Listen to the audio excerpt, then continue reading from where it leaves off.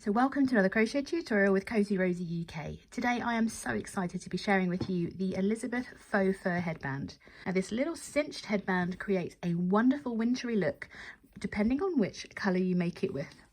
Now this is a really easy way to work with faux fur yarn, the easiest way that I've found, and I'm excited to share this technique with you.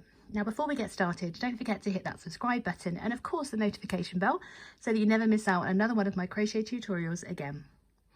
Let's find out the materials we need to make our very own faux fur headband. Now you can use any faux fur that you have to hand. Some of mine is old, as you can see. These are the updated labels, and I am a bit of a fan of the Sidar Alpine. The reason that I like this faux fur is that it comes in a smaller ball of yarn. Some of the, I think it's the chinchilla that you can get in the UK at least, is a lot bigger. And it's just a bit too much for me. For this faux fur headband, you only need 25 grams, which I think, yeah, is literally 15 meters of faux fur. In fact, with one of these balls of yarn, you can make not only the faux fur headband, you can make the corresponding mittens, the fingerless gloves too. So alongside your faux fur yarn, I'll tell you a little bit more about this because they're all different. This is classed as a super chunky yarn. So the recommended hook size here is a 10mm. We're not going to be using a 10mm with this because we don't quite need it. But that's because it is, I'll get a different colour to be able to see. When it's worked up, it works up as a super bulky or a super chunky yarn. So you need something that has a similar kind of recommended hook size for this pattern to achieve the same size. So this one comes in like a 50-gram ball, so 33 meters, 36 yards. You're only going to need probably less than half a ball of this to create this headband because we're going to use another yarn with it. Now I'd recommend any chunky or bulky weight yarn. So this is a size 5, can't read today. So it's a size 5 yarn. I'm using my good old standard PaintBox yarns, Simply Chunky. And what I'd recommend is that you pick a base colour that matches your faux fur, so it's not quite so obvious. So for instance, here I used the white fur, which is always quite hard to get hold of because Christmas is coming as I'm filming this, and I paired it with the champagne white in the chunky. And today I think this is Seal. Yep, I'm going to be using Seal with the Stormy grey, which is shade number 304, and they match really well.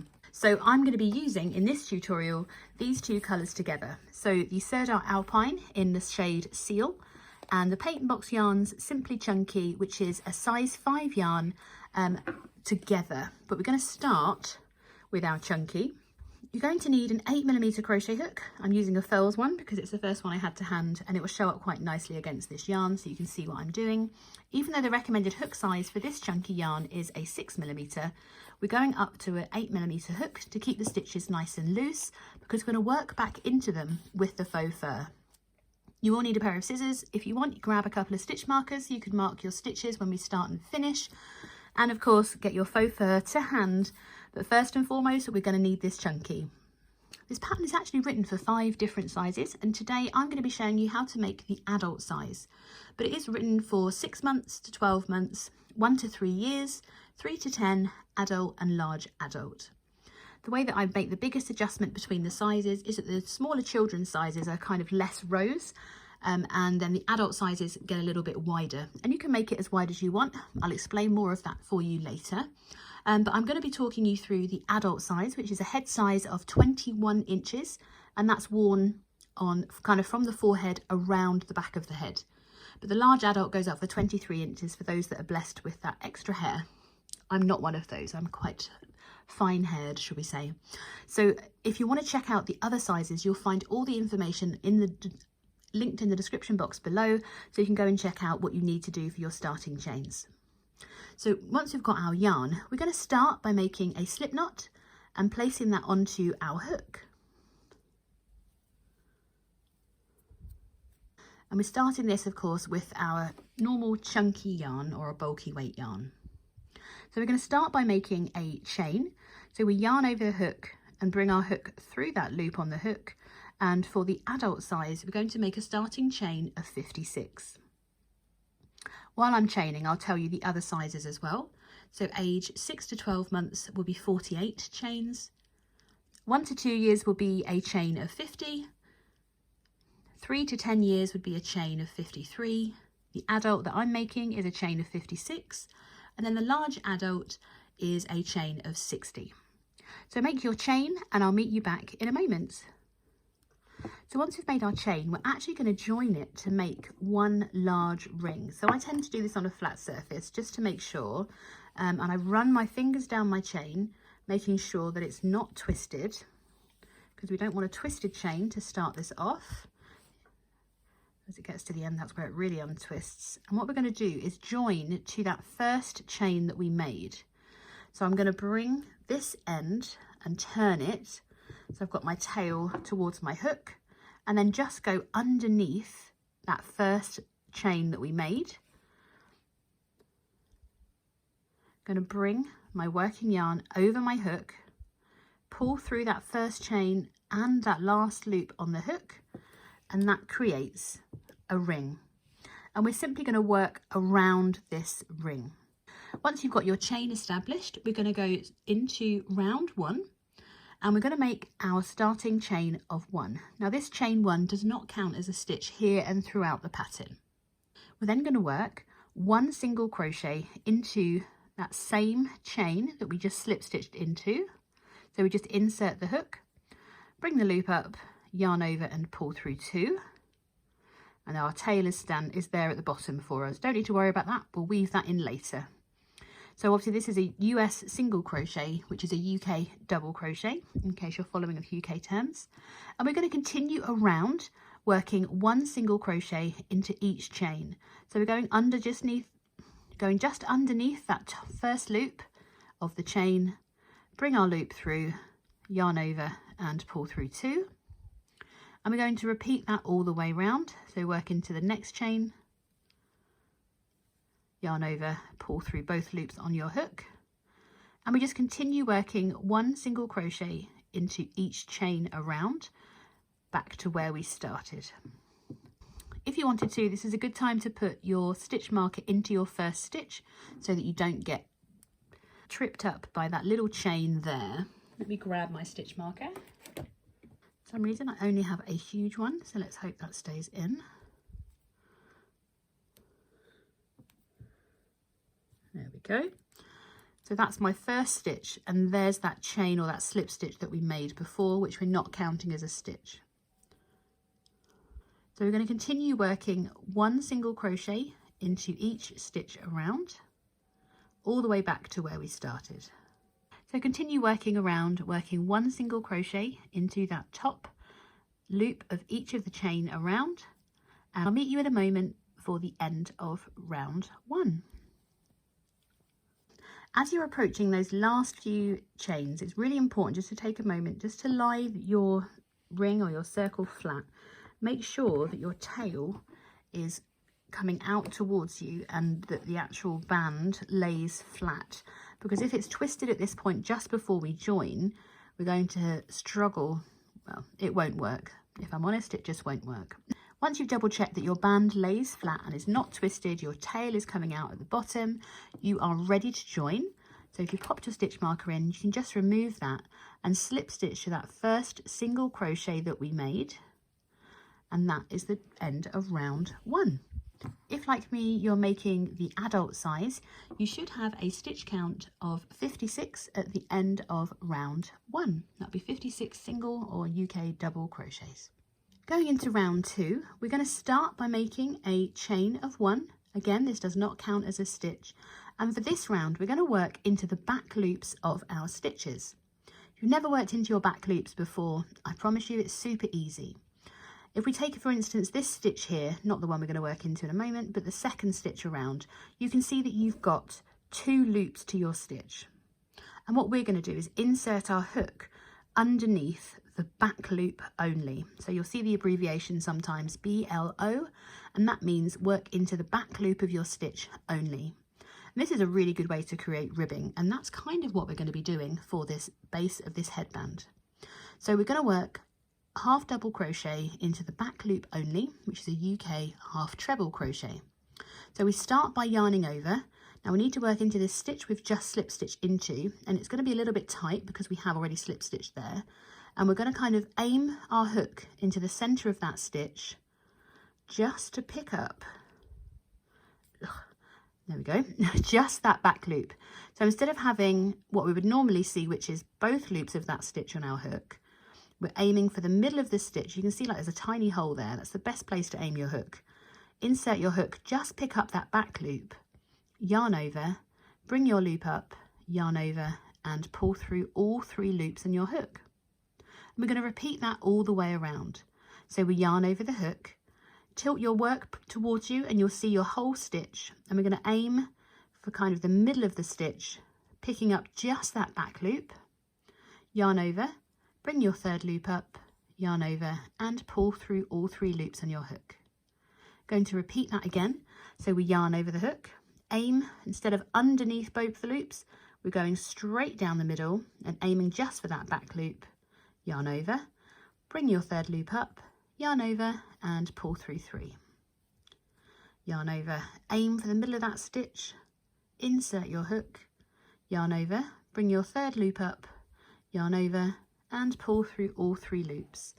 And you can see that that's leaving a loop behind, and we're going to use those later with our faux fur. So continue to work all the way around back to where we started this round, working 1 US half double crochet, 1 US UK half treble crochet into the back loop only of each stitch around, and I'll meet you back at the beginning where this chain 1 is ready to slip stitch to join, and I'll meet you there at the end of round 2 in a moment. So at the end of round 2, again, just to make sure, I'm going to be placing my start of my headband flat just to make sure that it's not twisted in any way. So we've got this slip stitch here that where we joined. There is our chain 1, and this is the top of that first half double crochet that we made, and that's where we're going to slip stitch to join our 2 rows together. So we insert our hook through both loops of that stitch, yarn over, and bring that loop straight through the loop on your hook. So at the end of round 2, your stitch count should still be the same. So for the adult sizes, we should still have a stitch count of 56. Going into round 3, we're going to chain 1. And again, we're just going to repeat round 2, working into that back loop only. So remembering that we need to work into that stitch we slip stitched into, that's the tight one. We're just inserting the hook down the middle of the stitch, yarn over, bring that loop up, yarn over, and pull through all 3 loops. And we continue to work that all the way around, working 1 half double crochet into each stitch around, but working into that back loop only, because we want to work into these stitches when we're attaching our fur. If you're just creating a narrow width headband for a child size, either the age 6 to 12 months, 1 to 2 years, even the 3 to 10, and you just want a narrow width band, you just need to repeat round 2 more times for a total of 4 rounds. If you're making the 3 to 10 adult or large adult size and you want to make a really nice squishy headband, I'd recommend doing round 2 for a total of 6 rounds, so 3 more times. So complete this round, round 3, and then repeat it twice more so that you have a total of 6 rounds, and then meet me back for the final round. So keep working and I'll meet you in a moment for our final round. So I've joined my 6th round, so I've got 1, 2, 3, 4, 5 and 6, and you can really see these front stitches here ready for us to work our faux fur onto them. So for the final round, regardless of which width you've done, we're going to work the same round. So we start by making a chain of 1, so we just yarn over and pull through, and then we're still going to work into this back loop only, but this time we're going to work a single crochet. So we're still aiming for the middle of that stitch, but we don't yarn over beforehand, and we're making a US single crochet or a UK double crochet. And we're going to repeat that all the way around. We're just working 1 single crochet into the back loop of each stitch around.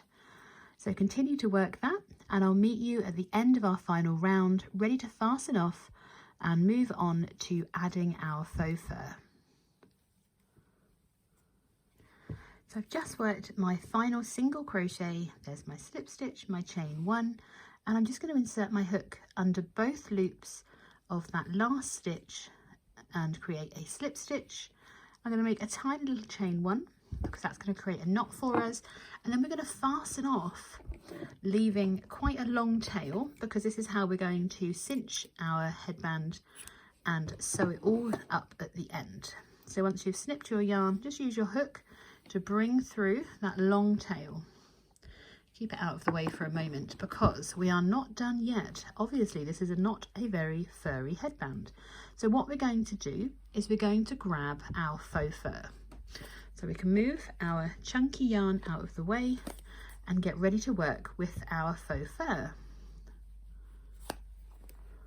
Ta-da! It doesn't often happen you get that first time, does it? So I'm going to find my end and I'm going to show you this really, really easy technique for working with faux fur. I'm sure you've seen lots of tutorials where people are like, oh, you just feel for your stitches and it's all fine. Some of us, that's not as easy if we're not that kind of dexterity or we're not kind of familiar with what we're looking for. So this is a much easier way of doing your faux fur yarn. So we're going to start where our tail yarn is. We're looking for this first front loop here. So you can see you've got your joins here, and then just to the side of it, you'll have your first front loop. And what we're going to do is grab our crochet hook and just insert it underneath that front loop, just to the side of our joins.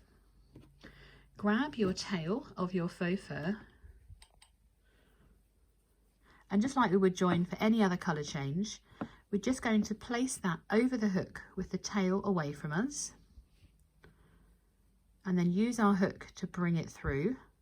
And we're going to wrap the yarn around the hook and bring it through to make a slip stitch. Pull on the tail and that will just tighten that nicely for you. We'll sew that in later, so don't make that tail too short. And what I've done is I just fold that first row down.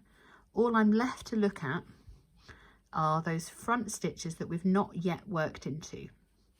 And very simply, we're going to insert our hook under that next front loop that's unworked, yarn over our hook, pull through and straight through that loop on the hook. Yep, we are just going to use a slip stitch to attach this faux fur. So we go under that front loop. So you can see it's just, if you look at it flat, you can see it's just there. So we go underneath the flat loop, yarn over, bring that faux fur through and through the loop on your hook. And we're just going to repeat that all the way around back to where we joined this yarn. Try to see if I can do it flat for you. You can see that we've worked into this one. You see how that stitch is moving with our faux fur. So this is the next one. Yarn over, pull it through, straight through the loop on your hook. Through that front loop, yarn over, through and straight through the loop on your hook. So it will look, it just covers up all of those stitches because it's so big and chunky. It's going to hide that underneath colour all the way around. And you can already see that these are the next stitches we're going to work into. We're not covering up what we're going to work into next. When we do our second round, it will hide the grey underneath. So there's our next front loop. Just go underneath, pull through, straight through the loop on your hook. This is why it doesn't need very much faux fur yarn to complete this project, because we're just working what's known as surface crochet or slip stitch crochet across the top of our project. So it's just simply recognizing those front loops. So you can see that I've got some yarn coming out of this one, so here's the next one to work into, and we're just going to work all the way around back to where we joined. And then I'm going to show you how to move up to the next round. I can bring that tail down out of the way. So I'll meet you back here when we've worked this final front loop, ready to go into the second round of our faux fur. So I just have one final front loop to work through. And then I've joined the faux fur all the way for the first row. What we need to do next is to locate the next slip stitch next to our join, and we're going to just move my yarn out of the way. So then I need to locate that next front loop. So if I move this fur out of the way, you can see here's our join, and there's that front loop that we need to work into. I'm just going to insert my hook underneath that. I'm ready to yarn over, pull through the loop on the hook, and we can continue just slip stitching and attaching that faux fur all the way round. Move that out of the way, and you can see that once we've worked this round, you really can't see in between those two rows of faux fur. I think it's a combination of the looser stitches on the headband base and using a slightly smaller hook than recommended for the faux fur, so that it makes the slip stitches a little bit tighter without us working tightly, which is really important.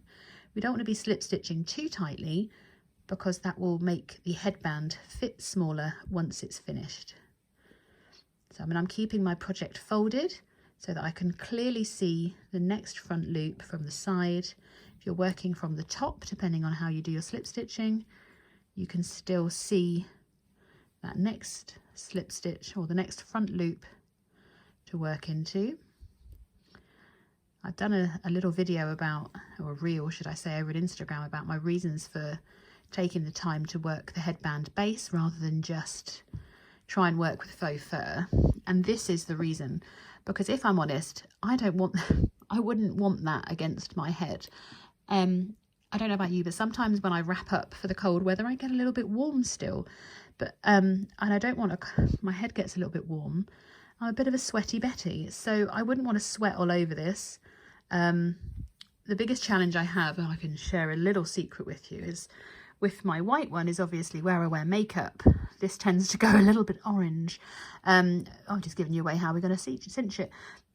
But the outside remains the same colour. There's a clear right and wrong side. Easy for any age to wear and to kind of put on themselves as well.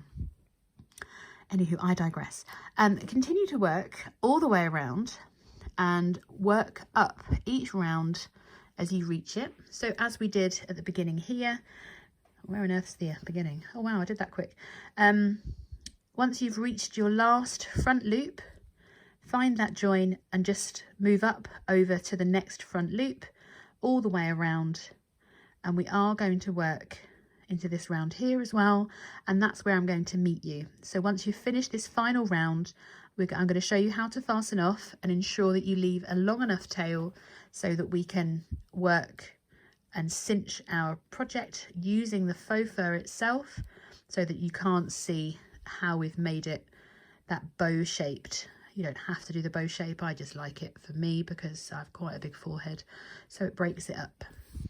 So keep adding your faux fur, and I will see you at the end of your faux fur adding, ready to cinch in and create the shape of our headband.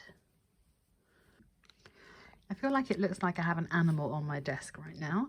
I can assure you that I don't. As you can see, there's the other colour. I'm just going to kind of say I'm going to work one little slip stitch through the slip stitch that I made just before. Oh, if I can catch this yarn, there we go.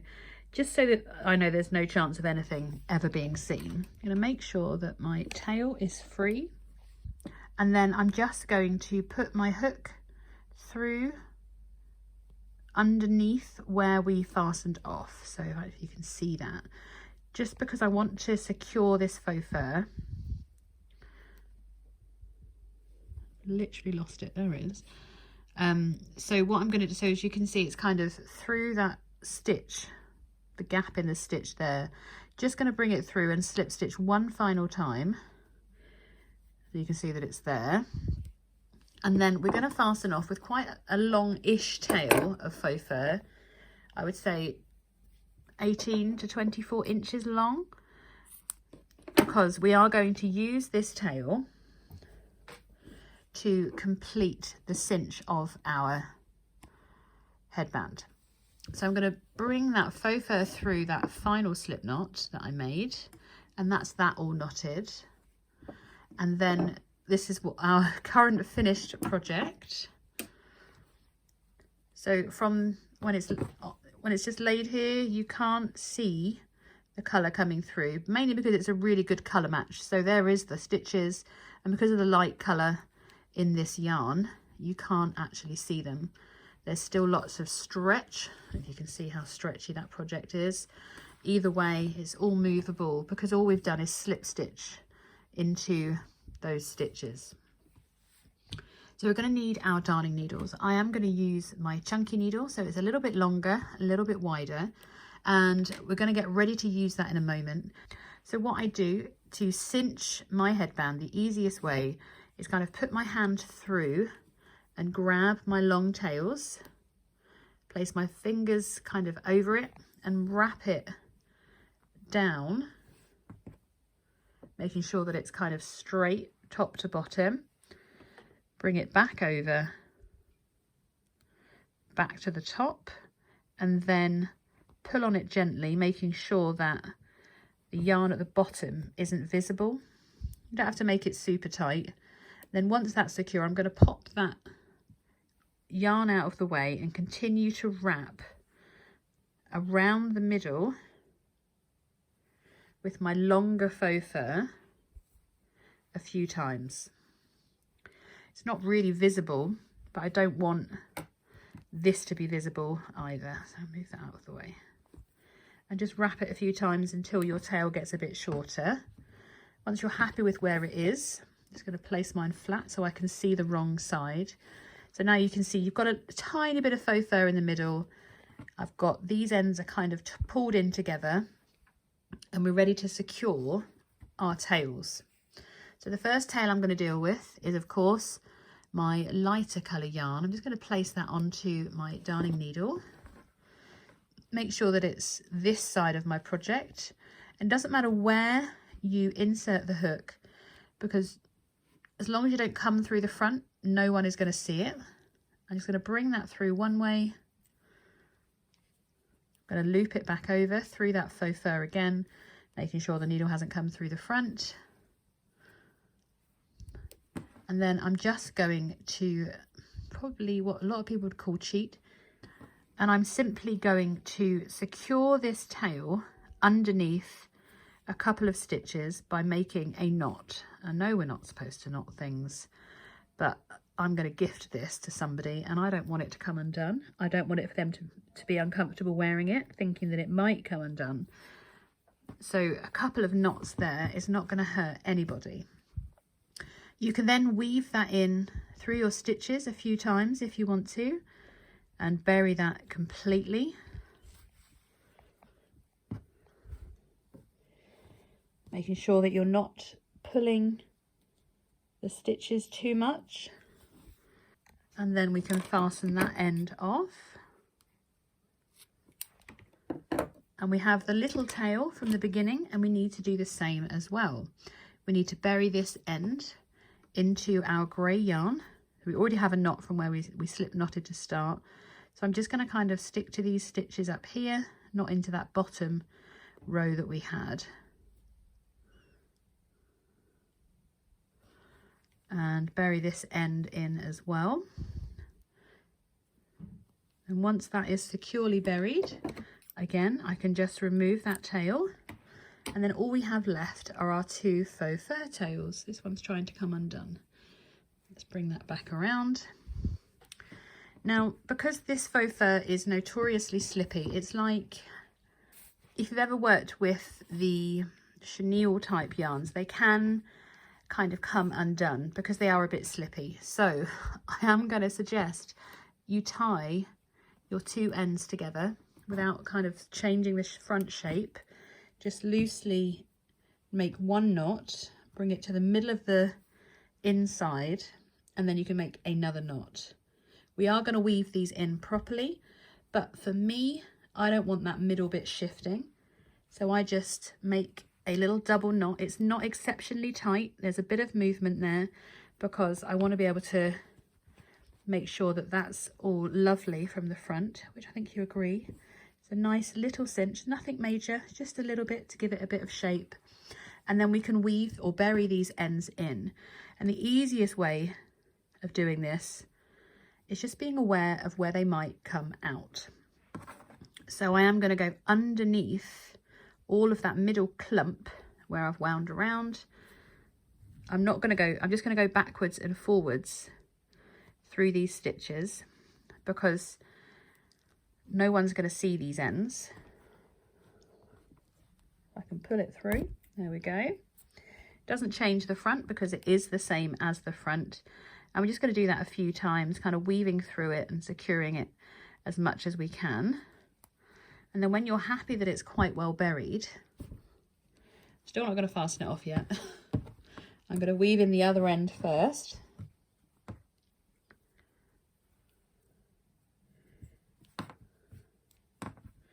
Just doing the same, kind of through the knot that we've created, back out the other side, just a couple of times. And then if you're happy with them, give it a stretch so that the ends are not tight in, and then we can simply snip them off. If you are really worried about these ends poking through at any point, and they're not at the moment, you can just use a dab of fabric glue just to hold them in place.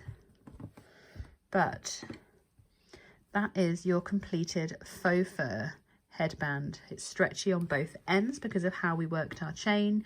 It's stretchy in the width, and it's just super comfy. Thank you so much for joining me and making your very own faux fur headband. I really hope that you've enjoyed learning this easy technique for working with faux fur. I certainly enjoy using this technique myself, and it's been an absolute pleasure showing you how it's worked up, and of course using a different colour for me. If you have enjoyed this tutorial, make sure you hit that subscribe button, hit the notification bell as well, because there is another video coming soon using faux fur, and it's the corresponding fingerless mittens pattern. I always like to see people's finished projects, so if you get the chance, snap a picture of you wearing your headband and share it with me on social media, and you can tag me using @CozyRosyUK. Thank you so much for joining me, and I'll see you again soon.